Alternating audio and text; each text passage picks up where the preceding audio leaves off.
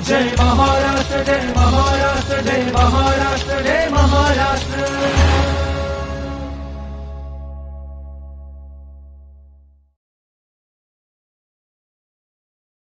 मंडळी नमस्कार. माहिती व जनसंपर्क महासंचालनालयाच्या जय महाराष्ट्र या कार्यक्रमामध्ये मी शिबानी जोशी आपल्या सर्वांचं मनापासून स्वागत करते.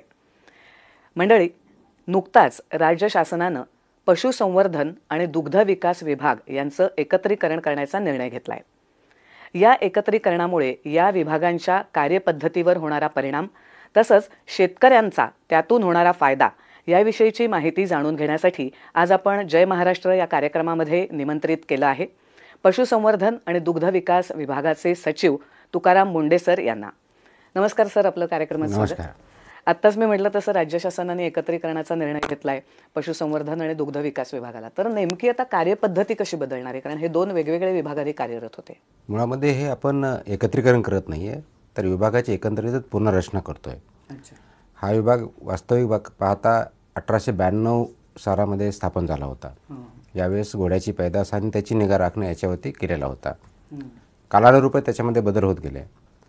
दुग्ध व्यवसाय विभाग हा महाराष्ट्रामध्ये 1958 मध्ये स्थापन झाला होता. त्यावेळेस त्या विभागाची जी भूमिका होती ती शेतकऱ्यांकडून जे दूध उत्पादक होतं ते कलेक्ट करणं, परचेस करणं, प्रोसेस करणं आणि नागरिकांना ते विकणं अशा माध्यमातून होती. परंतु 1960च्या दशकानंतर 70च्या दशकामध्ये कॉपरेटिव्ह मुवमेंट आल्या. ऑपरेशन फ्लड आलं. 1990पर्यंत दुधाचं उत्पन्न खूप मोठ्या प्रमाणात वाढलं आणि 1990च्या दशकानंतर कॉपरेटिव्ह मुवमेंट कमी प्रायव्हेट सेक्टरच्या त्याच्यामध्ये वाढ झाली. आजच्या डेटला जर बघितलं तर कॉपरेटिव्ह सेक्टर जवळजवळ 30% आहे आणि प्रायव्हेट सेक्टरचा वाटा 70% आहे. याचं कारण असं आहे की प्रायव्हेट सेक्टर याच्यामध्ये प्लेयर्स आल्यामुळं खूप मोठ्या प्रमाणात बदल झाले आणि आता शासनाची भूमिका दुग्ध व्यवसाय विभागाच्या बाबतीत जी 1950 पासून होती ती आता चेंज झालेली आहे. म्हणून आता रेग्युलेटर आणि उत्पादकता वाढवणे याच्यावरती फोकस करणं गरजेचं आहे.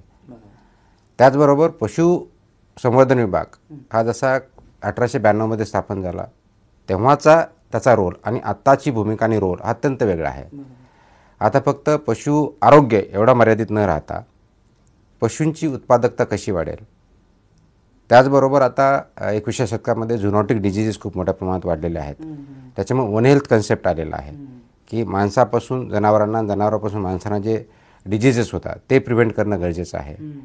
उत्पादकता वाढवताना फूड आणि फॉडर आणि फीड जनावरांसाठी आवश्यक आहे त्याच्यावरती काम करणं गरजेचं आहे. ब्रीडिंग किंवा प्रजनन ज्याला म्हणतो त्याच्यावरती काम करणं गरजेचं आहे. आणि म्हणून ह्या दोन्ही विभागाची बदललेली भूमिका 21व्या शतकातले असलेले चॅलेंजेस याचा विचार करता आणि याचा केंद्रबिंदू शेतकरी किंवा पशुपालक आहे हा सर्व विचार करता विभागाच्या आणि शासनाच्या असं लक्षात आलं की भूमिका वेगळ्या पद्धतीची करणं गरजेचं आहे. आणि म्हणून पशुपालक एवढ्यापुरतं मर्यादित न राहता किंवा शेतकरी म्हणून एवढ्यापुरतं मर्यादित न राहता या विभागाला पशुपालकापासून पशु उद्योजकतेकडे न्यायचं आहे. हा थीम डोक्यात ठेवून म्हणजे उद्योजकता, व्यावसायिकता आणली पाहिजे. हा उद्योजकता आपल्याला शेतकऱ्यामध्ये पशुपालकामध्ये निर्माण करायचा आहे आणि त्यासाठी जे प्रोफेशनलिझम आवश्यक आहे त्यासाठी आवश्यक ज्या पॉलिसीज आहेत हे करण्यासाठी विभागाचे पुनर्रचना करणं गरजेचं होतं. म्हणून याला स्ट्रक्चरल रिफॉर्म्स असं आपण म्हणतो की पूर्णपणे पुनर्रचना केलेली आहे. त्याचबरोबर गेल्या 40 वर्षाचा एक मेजर प्रश्न पशुसंवर्धन विभागात होता की ग्रेड 2 डिस्पेन्सरी होता जिथं लाईव्हस्टॉक सुपरवायझर हे काम करत होते. ॲक्च्युली व्हेटरनरी काउन्सिल ऑफ इंडियाचा जो ॲक्ट आहे 1984चा त्यानुसार ग्रॅज्युएटशिवाय कुणालाही व्हेटरनरी प्रॅक्टिस करता येत नाही. ही अनेक दिवसाची पदाधिकाऱ्यांची मागणी होती, संघटनेची होती. परंतु त्यापेक्षाही महत्त्वाचं म्हणजे हे पशुपालकांच्या दृष्टीनं, शेतकऱ्यांच्या दृष्टीनं खूप महत्त्वाचं होतं. तो सुद्धा 40 वर्षाचा प्रश्नच होता. 1984 ते 2024 हा जो सुटलेला नव्हता.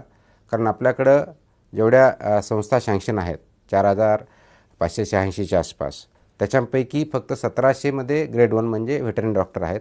बाकी सगळे पशु ज्याला LSS म्हणतो लाईव्हस्टॉक सुपरवायझर तेच काम करत आहेत. तर एवढं 2/3 पेक्षा जास्त होते. तो आपला प्रश्न हे करायचा होता आणि म्हणून हे लीगली सुद्धा मॅन्डेट होतं ते आपण बघतोय. फक्त तेवढ्यापुरतं मर्यादित न राहता स्ट्रक्चरल चेंज करून उद्योजकता ह्या क्षेत्रामध्ये कशी वाढता येईल.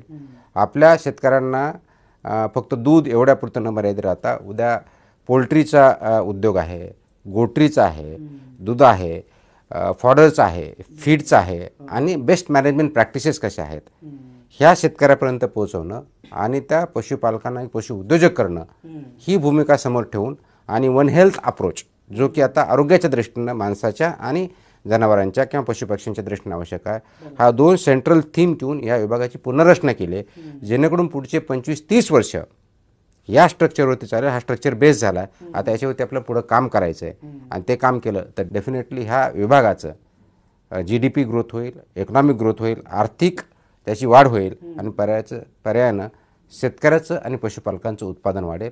ही सर्वंकष भूमिका ह्या स्ट्रक्चरल रिफॉर्म्स किंवा आपण ज्याला पुनर्रचना म्हणतो त्याच्यामध्ये आहे.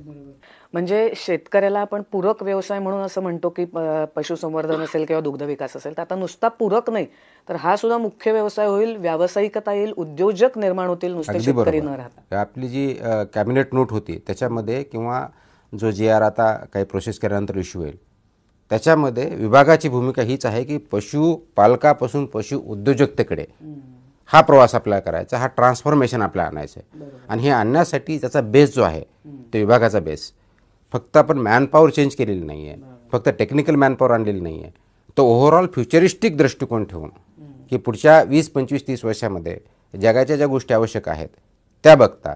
उदाहरणार्थ आपल्याला मीट एक्सपोर्ट जर करायचं आहे, जसं की बफलो मीट आपल्याकडे जे अलाउड आहे, मिडल ईस्ट कंट्रीजमधून खूप डिमांड आहे किंवा रशियामधून खूप मोठ्या डिमांड आहेत, परंतु ते डिजीज असलं तर ते एक्सपोर्ट करता येत नाही. म्हणून डिजीज फ्री झोन्स आपलं तयार करणं असेल किंवा त्याचं ॲनिमलचं ट्रेसिंग असेल किंवा त्याचं क्वालिटी चेकिंग असेल आणि अशा प्रकारचे ॲनिमल्स तयार करायचे जर असतील तर आपल्याला त्यांच्या हेल्थवर त्या अगोदर लक्ष द्यावं लागेल. आणि फक्त हेल्थवरती लक्ष देऊन चालणार नाही तर त्याचं फॉडर आणि फीड याच्यावरती लक्ष द्यावं लागेल, मॅनेजमेंट प्रॅक्टिसेसवर द्यावं लागेल आणि म्हणून हे उद्योजक तयार करण्याचं काम आपण करणार आहोत. आता हे कसं साध्य होणार आहे तर आजच्या डेटला आपल्याकडे डिस्ट्रिक्टला 2 यंत्रणा काम करते, एक राज्य स्तरावरची करते, एक जिल्हा परिषद स्तरावरची करते. त्या ठिकाणी एकच यंत्रणा असणार आहे जी डिस्ट्रिक्ट डेप्युटी कमिशनर यांच्या अंतर्गत कार्य राहील आणि डिस्ट्रिक्ट डेप्युटी कमिशनर हे CO जिल्हा परिषद अंतर्गत कार्यरत असतील. त्याचबरोबर तालुका लेवलला आता काय होतं की LDO एक्सटेन्शन नावाची पद होतं आणि त्यांच्या खालीही LDOच काम करणारे असायचे. पर्यायानं त्यांच्यामध्ये सिनियरिटी ज्युनियरिटीचा हा प्रश्न यायचा. म्हणून ज्या पद्धतीनं तालुका स्तरावरती काम करता येत नव्हतं म्हणून त्या ठिकाणी आपण नवीन कार्यालय तयार केले, तालुका ॲनिमल हजबंड्री ऑफिसर, जेणेकरून हा असिस्टंट कमिशनर लेवलचा असेल आणि ते असिस्टंट कमिशनर असल्यामुळे त्यांच्या अंतर्गत जे आता सगळ्या संस्था असतील LDO, ते LDO आपले फक्त आतापर्यंत बऱ्याच वेळेस किंवा LSS बेसिकली हे आपलं स्वास्थ्य म्हणजे हेल्थच्या बाबतीत सर्व्हिसेस द्यायच्या, तेवढ्या पुरतं मर्यादित न ठेवता ब्रीडिंग हा कन्सेप्ट आपण खूप मोठ्या प्रमाणावरती कामाला लावलेला आहे, ज्याच्या माध्यमातून प्रोडक्टिव्हिटी वाढेल. ते ब्रीडिंगवरती काम करतील, हेल्थवरती करतील, फॉडरवरती करतील, फीडवरती करतील, मॅनेजमेंट प्रॅक्टिसेसवरती करतील.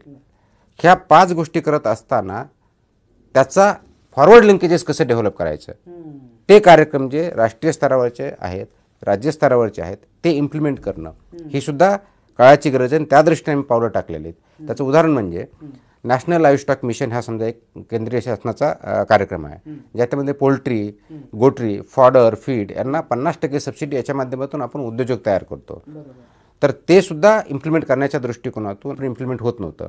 आता या माध्यमातून ते इम्प्लिमेंट होणं शक्य होणार आहे, कारण DDC लेवल डिस्ट्रिक्टला असेल पण तालुका लेवलला तालुका मॅनेजमेंट ऑफिसर असेल, हे हेल्थ त्याचबरोबर प्रिव्हेंटिव्ह व्हॅक्सिनेशन असेल, त्याचबरोबर फीड अँड फॉडरचं असेल आणि हे प्रोग्राम जे नव उद्योजक आहेत, जे नवीन ग्रॅज्युएट झालेले आहेत, ज्यांना ह्याच्यामधला अनुभव आहे, यांना हे उद्योग चालू करण्यासाठी प्रवृत्त करणं आणि तशा पॉलिसी आणणं त्या इम्प्लिमेंट करणं ह्या नवीन यंत्रणेतून शक्य होणार आहे.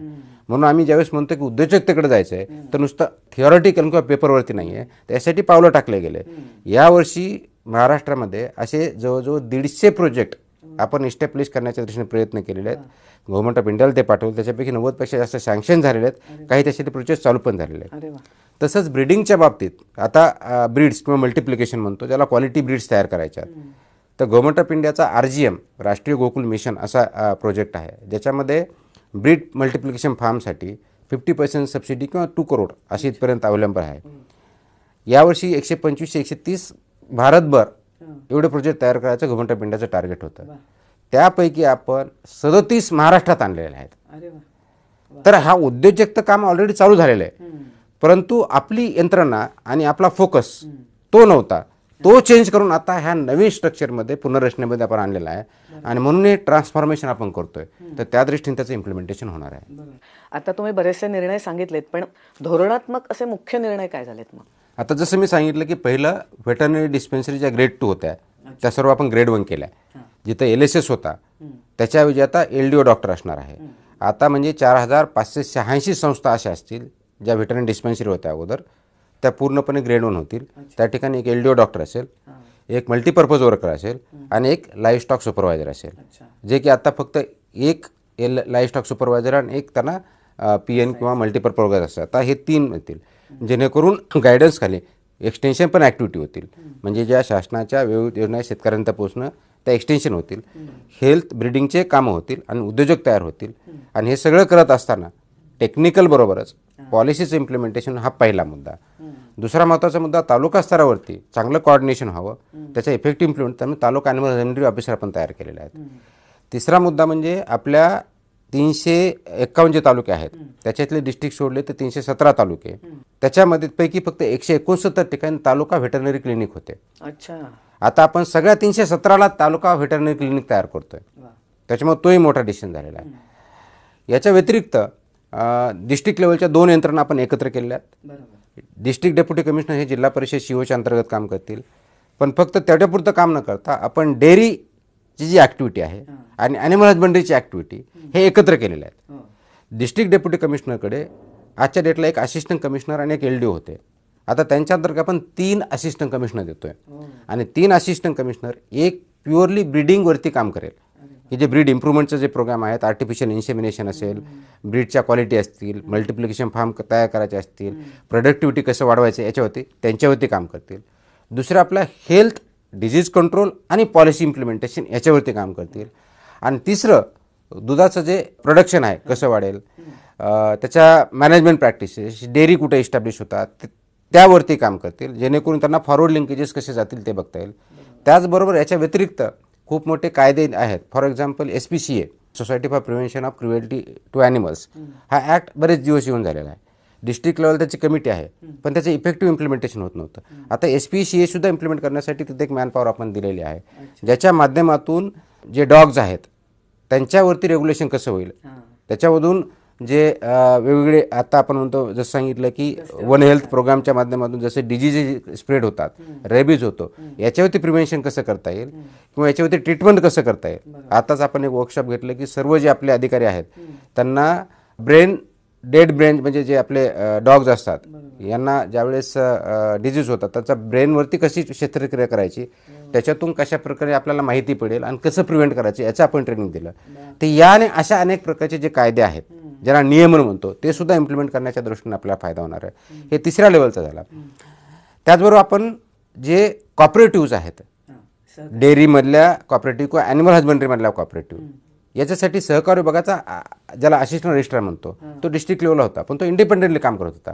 त्याला आपण आता DDC अंतर्गत आणलेलं आहे. म्हणजे एका बाजूला ॲनिमल हजबंडरीचं काम करणार, दुसऱ्या बाजूला डेअरीचं करणार, तिसऱ्या बाजूला कॉपरेटिव्ह स्ट्रेंथन हे एकत्र करणार, याचं रेग्युलेशन आणि इम्प्लिमेंटेशन करणार, हे एकत्र मशीन आपण त्या ठिकाणी केलेली आहे. हे होत असताना आपण टेक्निकल याच्या करण्यासाठी रिजनल लेवलचे जे रिजनल जॉईंट कमिशनर आहे त्या लेवलला सुद्धा ह्या तिन्ही विंग व्यवस्थितपणे स्थापन केल्या. त्याचबरोबर डिस्ट्रिक्ट कॉपरेटिव्हचा ज्याला DDR म्हणतो, डिस्ट्रिक्ट डेप्युटी रजिस्ट्रार, तो तिथे असेल. ते खालचे एक यंत्रणा काम करते, RGC लेवलला करतील. आणि तिथं ऑडिटर आणि अकाउंट्स ऑफिसर दिला आहे, जेणेकरून ह्या संस्था ज्या काम करतात त्याचं ऑडिट करण्याचं काम त्या जिल्ह्यामध्ये विधिंग करता येईल. हे करत असताना आपण रिजनल लेवलला एक फॉडर डेव्हलपमेंट ऑफिसर हा एक तयार केला आहे, जेणेकरून त्या रिजनमध्ये फॉडर वाढवेल आणि फीड वाढेल. अशा दृष्टीनं याचं एक नवीन कार्य आपण फॉडरचं तयार केलेलं आहे की fodder development officer, assistant commissioner, assistant director, deputy director आणि जॉईंट डायरेक्टर फॉडर असं एक व्हर्टिकल कार्ड तयार केलं, जेणेकरून फीड आणि फॉडरवरती काम व्हावं या दृष्टिकोनातून तेही आपण काम केलेलं आहे. राज्यस्तरावरती जे कमिशनरेट आहे ते आपण आता एकत्र केलं आहे, ज्याला अगोदर 2 कमिशनर होते, डेअरी कमिशनर वेगळे, ॲनिमल हजबंडरी. आता कमिशनर ॲनिमल हजबंडरी डेअरिंग असं एकच नॉमेनक्लेचर असणार आहे, ते पुण्यात बसतील. त्यांच्याकडं मॅनपॉवर सध्या कमी होती, त्यांच्याकडे एक ॲडिशनल कमिशनर होते, एक जॉईंट कमिशनर आणि 2 डेप्युटी कमिशनर अशी टेक्निकल मॅनपॉवर होती. आता आपण जवळजवळ त्यांना 8 जॉईंट कमिशनर देतोय. त्याच्यामध्ये कॉपरेटिव्हचे जॉईंट कमिशनर असतील, त्याचबरोबर नियमन करण्याचे डेअरीसाठी चे आवश्यक असते दिसतील, फायनान्स अँड अकाउंट्सचे दिसतील, त्याचबरोबर आपल्याला हेल्थ अँड डिजीजसाठी आहे, त्याच्याबरोबर पूर्ण लाईव्ह स्टॉकसाठी आहेत. ही यंत्रणा आपण एकंदर यासाठी चांगली केलेली आहे की उद्योजकता वाढवण्यासाठी रेग्युलेशन आणि डेव्हलपमेंट ह्या दोन्ही ॲक्टिव्हिटी एकत्र नेतोय.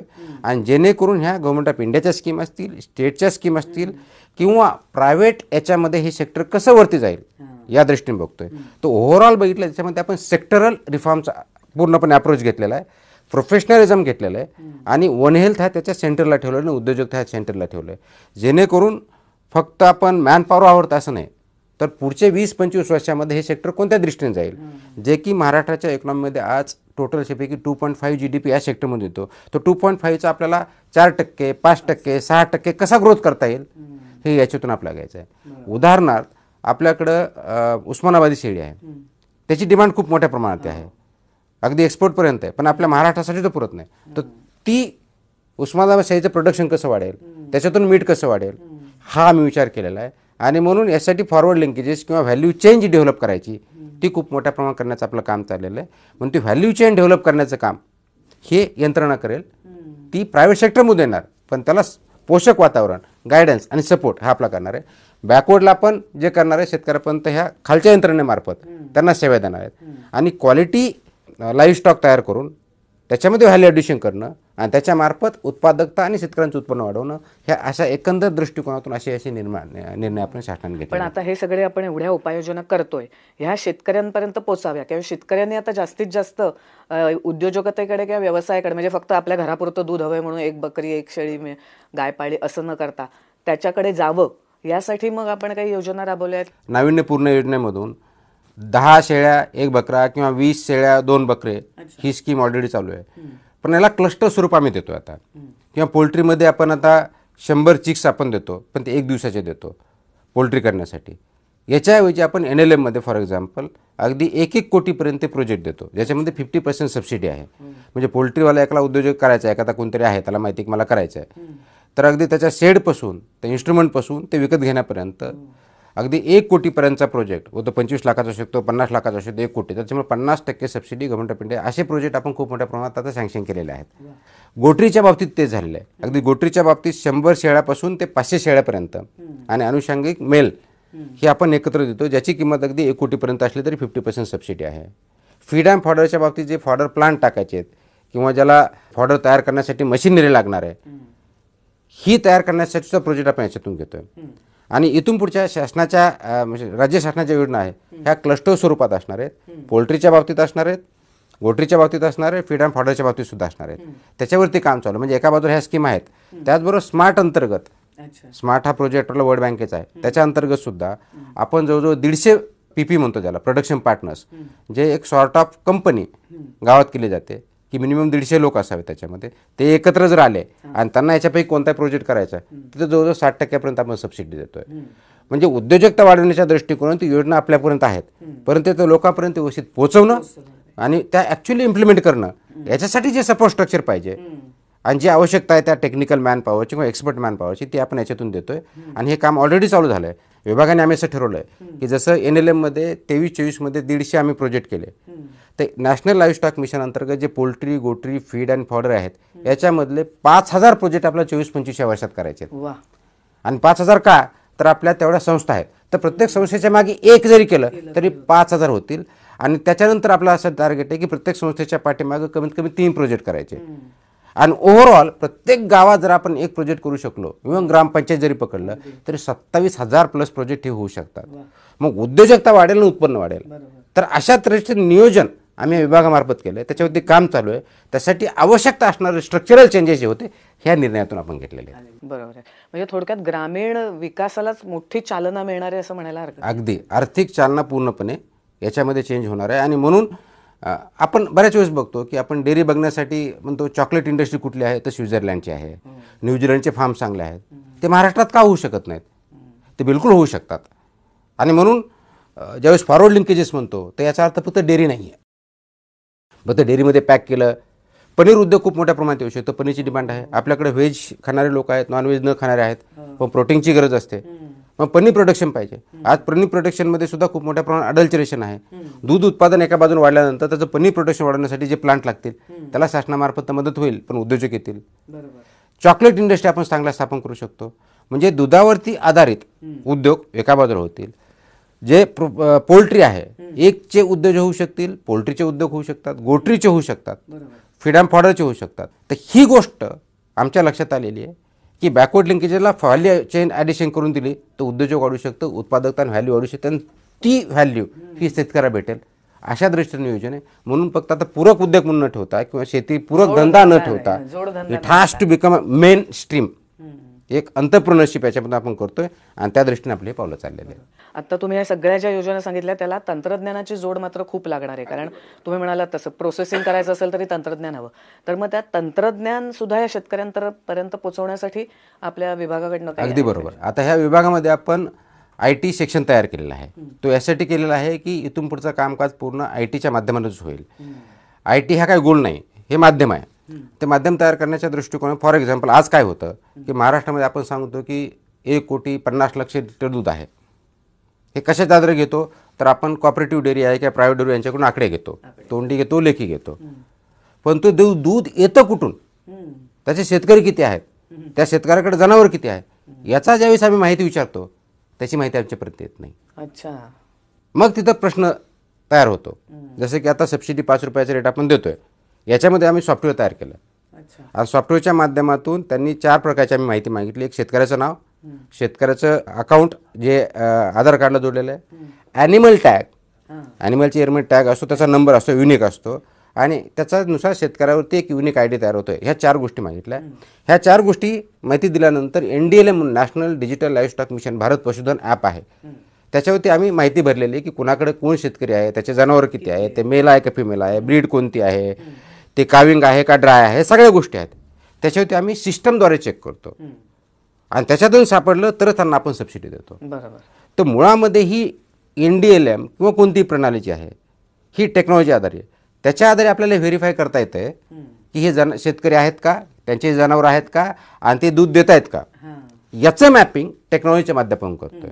ही जी पूर्ण माहिती आहे इथून पुढे कोणतीही स्कीम, पशुसंवर्धन किंवा दुग्ध व्यवसायाची कोणतीही स्कीम ह्या इयर टॅगला लिंक्ड असणार आहे. आणि इयर टॅग म्हणजे ॲनिमल आधार आहे. जसं आपला आधार नंबर आहे तसं त्या ॲनिमलचा युनिक आधार आहे, तो दुसरा कोणाला देता येत नाही. म्हणजे त्याला स्लॉटर केलं तर तो परत आम्ही कलेक्ट करतो, आमच्या DDCकडे जातो आणि त्याचं डिस्ट्रॉय होतं. तो नंबर दुसरा कोणाला जात नाही. किंवा तो डेथ झाला तर तिथे येतं. इव्हन आजच्या डेटला आपण प्रिस्क्रिप्शन चालू केलं आहे. आपल्या ज्या डिस्पेन्सरी आहे त्याच्यामध्ये प्रिस्क्रिप्शन किंवा डेथ सर्टिफिकेट सुद्धा वरती आलेलं आहे. तर हा सगळा डेटा इथून पुढे IT इनेबल इन्फ्रास्ट्रक्चरवरती आहे किंवा पोर्टलवरती आहे. NDLM त्याचा पहिला पार्ट आहे. मग त्याच्यामध्ये सगळी माहिती भेटते. हे करण्यासाठी शेतकऱ्यांपर्यंत आम्ही ते आवाहन करतो. शेतकऱ्यांना सांगतोय की तुम्ही पहिला अगोदर काय तर इयर टॅग, माझ्या जनावराला खूप हे होतंय, ह्या अशा गोष्टी केल्या जातात. आता इयर टॅगमुळे प्रोडक्टिव्हिटी कमी होते किंवा त्याला काही त्रास होतो, तात्पुरता त्रास होतो, पण हा परमनंट नाही आहे. परंतु इयर टॅग केल्याशिवाय शासनाची कोणतीही योजना इथून पुढे होणार नाही. त्याचे दूध फक्त योजनेसाठी नव्हे तर अगदी आपल्याला मीट प्रोसेसिंग करायचं आहे फॉरेनला, तर ते इयर टॅग बघतात, त्याचं ट्रेसिंग बघतात, तो ॲनिमल शेतकरी कोण आहे बघतात आणि त्याचं हेल्थ बघतात. आता हे रेकॉर्ड कुठं भेटणार तर त्या NDLM पोर्टलवरती भेटणार. त्याला कोणते डिजीज होते का, त्याला व्हॅक्सिनेशन केलं आहे का, कोणत्या तारखेला केलं आहे, तो डिजीज फ्री आहे का, त्याचं फॉडर काय होतं. म्हणजे ह्युमनचं जसं आपलं हेल्थ कार्ड आहे ER, तसं ॲनिमलचं हेल्थ कार्ड हे NDLMवरती असणार आहे आणि ते आपली प्रोसेस चालू केलेली आहे. म्हणून इथून पुढे पूर्ण बेस हा तुमचा इयर टॅग असणार आहे आणि त्या इयर टॅग हा डेटाबेस तयार होईल आणि त्या इयर टॅगच्या आधारे मग इथून पुढच्या सगळ्या योजना ह्या याचद्वारे होतील. की उदाहरण उद्या आपलं असं गृहीत धरलं की चारा टंचाई निर्माण झाली, ड्राऊट म्हणजे पाणी कमी पडलं. आतापर्यंत चारा छावण्या किंवा चारा डेपो तयार करत होतं. आम्ही असा विचार करतो याच्यामध्ये की इथून पुढे चारा छावण्या किंवा चारा डेपो तयार करण्याची गरज नाही, कारण इयर टॅग आपल्याकडे आहे, शेतकऱ्याचा डेटा माहिती आहे, कुणाकडे किती जनावरं माहिती आहेत, आपण त्यांना DBT करू. अच्छा. आणि त्यांनी सायलेज विकत घ्यावं, एवढं केलं ते त्याच्यावर टाकावं, त्याच्या आधारे आपण डायरेक्ट DBT करायचं. तर अशी टेक्नॉलॉजीचा वापर केल्यामुळं जे वेस्टेज होतं ते आपण कमी करणार, जे पिल्फरेज होतं ते आपण कमी करणार आहोत आणि जो ॲक्च्युअली शेतकरी आहे त्याला त्याचा फायदा होणार आहे. म्हणजे फक्त हा सबसिडीपुरता विषय मर्यादित नाही आहे, तर हा उद्योग पुढे जाण्यासाठी, कारण युरोपियन कंट्रीजचे फायटोसॅनिटरी नॉर्म्स खूप स्ट्रिंजंट आहेत, तर त्यांना हे डेटा माहीत पाहिजे असतो की त्या डिजीज आपल्याला जनावरांमध्ये होता का, झुनॉटिक डिजीज. आणि WHO हा खूप मोठा कन्सर्न आहे. हे का पुढं आलं तर ह्युमनला आपला अँटी मायक्रोबायल रेजिस्टन्स म्हणतात, AMR म्हणतात, ह्युमन आणि ॲनिमल्समध्ये का वाढलं, त्याचं खूप मोठ्या प्रमाणात वाढलेलं आहे, कारण अँटीबायोटिक खूप मोठ्या प्रमाणात प्रिस्क्राईब केले जातात. ॲनिमलमध्ये ते खूप मोठ्या प्रमाणात चालू आहे आणि विशेष करून प्रायव्हेट प्रॅक्टिसमध्ये आणखी जास्त आहे. आता हे जर आयडेंटिफाय करायचे असेल तर प्रिस्क्रिप्शन आम्ही बघणार की तुम्ही कोणते प्रिस्क्राईब करता आपल्या याच्यामध्ये, त्याची आवश्यकता नाही. तर आम्ही याच्यामध्ये आमच्या विभागांतर्गत मी आल्यानंतर हे केलं की आपल्याला कोणते औषधं पाहिजेत, आता कोणते घेतो याचा एक अभ्यास केला, एक स्टडी ग्रुप तयार केला टेक्निकली, आणि जवळजवळ 222 औषधापैकी 100 औषध आम्ही रिजेक्ट केले. आणि आता नवीन लिस्ट तयार केली 180ची, जीच आपल्याला वापरायची आहे, जी आवश्यकता आहे, ज्याच्यामुळे आपला AMR वाढतोय का तेही आपल्याला दिसेल, डिजीज फ्री करता येतील, आणि वन हेल्थचा जो ॲक्च्युली अप्रोच आहे जो की ह्युमनला सुद्धा इम्पॅक्ट होणार आहे ते आपल्याला कळेल. आज आपल्याला दूध जे भेटतं, जर ॲनिमलमध्ये अँटीबायोटिकचं प्रमाण जास्त असेल तर रेसिड्यूचं प्रमाण त्याच्यामध्ये इफेक्ट करणार आहे. तर इतक्या डीपला जाऊन हा विभाग विचार करतो आणि त्या दृष्टीने पावलं टाकतोय. याच्यासाठी आवश्यकता एवढीच आहे की शेतकरी किंवा पशुपालक जे आहेत यांनी ह्या गोष्टी लक्षात घेऊन आपण जे काम करतोय ते फक्त पशुपालक ना उद्योजक व्हायचं, पण ते करण्यासाठी इंडिव्हिज्युअल आपला ॲनिमल योग्य आहे, त्याची हेल्थ योग्य आहे, त्याचं टॅगिंग व्यवस्थित होतं आहे, त्याचं व्हॅक्सिनेशन व्यवस्थित होतं आहे, हे बघायला पाहिजे. आता व्हॅक्सिनेशनसुद्धा व्यवस्थित होत नव्हतं, म्हणून त्याचा टाईम टेबल मी GR काढला आहे की त्या प्रत्येक कोणत्या महिन्यात कोणतं व्हॅक्सिनेशन करायचं, कोणत्या ॲनिमलला करायचं, जेणेकरून त्याची प्रोडक्टिव्हिटी वाढेल. आणि त्याचबरोबर सीझननुसार ज्या काही आजार येतात त्याच्यावरती प्रिव्हेंटिव्ह मेजर्स घ्यायचे. तसा होलिस्टिक अप्रोच घेतल्यामुळं डेफिनेटली आपल्याला उद्योजकता हा मेन व्यवसाय शेतकऱ्यांचा किंवा पशुपालकाचा म्हणून उदयास येण्यास मदत होणार आहे. सर, तुमच्याकडे एवढी माहिती आहे देण्यासारखी, पण आपल्याकडे वेळेची मर्यादा आहे, त्यामुळे जाता जाता तुम्ही आता शेतकऱ्यांना आवाहन काय कराल? माझं आव्हान एवढंच आहे की आपला दृष्टिकोन बदला. आपण पशुपालक किंवा मी फक्त माझ्याकडे काय 2-4 गायी आहेत घरापुरतं मर्यादित न राहता किंवा आपल्या गावापुरतं मर्यादित न राहता की तुम्ही स्वतः एक मोठे उद्योजक बनू शकता. आणि असे अनेक उदाहरण आपल्याकडे आहेत. तो उद्योजक बनण्याच्या दृष्टिकोनातून आवश्यक असल्या 4-5 गोष्टी आपल्याला करायच्यात. त्याला मी पंचसूत्री म्हणतो. अच्छा. ही पंचसूत्री जर शेतकऱ्यांनी अवलंबली तर त्यांचा उत्पन्न आणि उत्पादकता वाढेल. तर पहिली पंचसूत्री काय, चांगल्या प्रकारचे जे जनावर आहेत म्हणजे पशु आहेत, जे गाय असेल, म्हैस असेल, शेळी असेल, मेंढी असेल, हे हाय प्रोडक्टिव्हिटी जे असतात त्या चांगल्या ब्रीड्स तयार करा. त्या ब्रीड्स चांगल्या वापरा, ज्या चांगल्या क्वालिटीच्या ब्रीड्स आहेत त्याचा वापर करा, नंबर 1. नंबर 2, त्याच्यामध्ये आर्टिफिशियल इन्सेमिनेशन किंवा एम्ब्रायो ट्रान्सफर टेक्नॉलॉजी याचा वापर करून प्रोडक्टिव्हिटी वाढवता येते. त्याच्यामुळे ह्या प्रोडक्टिव्हिटी किंवा ब्रीडिंगवरती काम करायचे त्या दृष्टीने करा. नंबर 2, त्याची हेल्थ, जे आपले पशुपालक आहेत पशूंची हेल्थ, मग ते व्हॅक्सिनेशन वेळेवर करणे असेल, डिजीज झाला तर वेळेवर त्याचा ट्रीटमेंट देणं असेल. अगदी साधी गोष्ट, डिवर्मिंग वर्षातून 2 वेळेस केलं पाहिजे, त्यांनी 25 ते 30% प्रोडक्टिव्हिटी वाढते. ही साधी गोष्ट आहे. अच्छा. शेतकरी बांधवांना की व्हॅक्सिनेशन, डिवर्मिंग आणि वेळेवर ट्रीटमेंट घेणं, हा दुसरा मुद्दा. तिसरा मुद्दा आहे फॉडर, जे चारा आहे तो योग्य पद्धतीचा द्या, आणि तो सायलेजच्या स्वरूपात दिला तर आणखी चांगलं. वेस्टेज कमी करा. आपण काहीतरी सरमाट टाकतो तसं न करता आपल्याला जशी गरज आहे प्रोटीनची, आपल्याला जशी फायबरची गरज आहे, आपल्याला जशी कॅलरीची गरज आहे, फॅटची गरज आहे, तशी जनावरांना पण आवश्यक असते. तसा टोटल मिक्स रॅशनसारखा याचं गायडन्स पाहिजे तर आपलं LDO आपल्याला देतील. त्या दृष्टीने त्यांचा चाऱ्यावरती फोकस करा. तिसरा जो आहे फीड, ज्याला म्हणतो, ज्याला न्यूट्रिशन लागतं. मला आठवतं की मी शेतीत काम केलेलं 10वीपर्यंत जनावरांना आम्ही पेंड द्यायचो, एक सरकी द्यायचो. तर ते पेंड आणि सरकी एक माध्यम आहे, पण ॲक्च्युली आता TMR आहे, टोटल मिक्स रॅशन, ज्याच्यामध्ये प्रोटीनचं प्रमाण, फॅटचं प्रमाण, कॅलरीचं प्रमाण व्यवस्थित असं, त्याच्यावरती काम करायचं. हे 4 बाबी केल्यानंतर आणि मॅनेजमेंट सायंटिफिक करायचे. ह्या 5 बाबी जर केल्या तर शेतकऱ्याचं उत्पन्न 100% ते 500% वाढायला कधीही वेळ लागणार नाही. पण ह्या प्रॅक्टिसेस तिथं करायच्या, आणि त्या अनुषंगिक ज्या सेवा आहेत ह्या ॲनिमल हजबंडरी विभागामार्फत आपल्याला देण्यात येत आहेत, त्या चांगल्या दर्जाच्या दिल्या जातील. तर ही पंचसूत्री शेतकऱ्यांनी अवलंबली तर डेफिनेटली हा पशुपालकापासून पशु उद्योजकापर्यंत आपण जाऊ शकतो. वा सर, तुम्ही खूपच छान माहिती दिलीत की हे 2 विभाग एकत्र काम करत असल्यामुळे, पुनर्रचना झाल्यामुळे शेतकऱ्यांना त्याचा काय काय फायदा होऊ शकणार आहे, आणि शेतकरी हा फक्त शेती करणारा न राहता आता उद्योजक बनण्याच्या मार्गाकडे ह्या याच्यामुळे जाऊ शकणार आहे. आज तुम्ही इथे आलात आणि आम्हाला खूप छान माहिती दिलीत, त्याबद्दल मनापासून धन्यवाद. नमस्कार.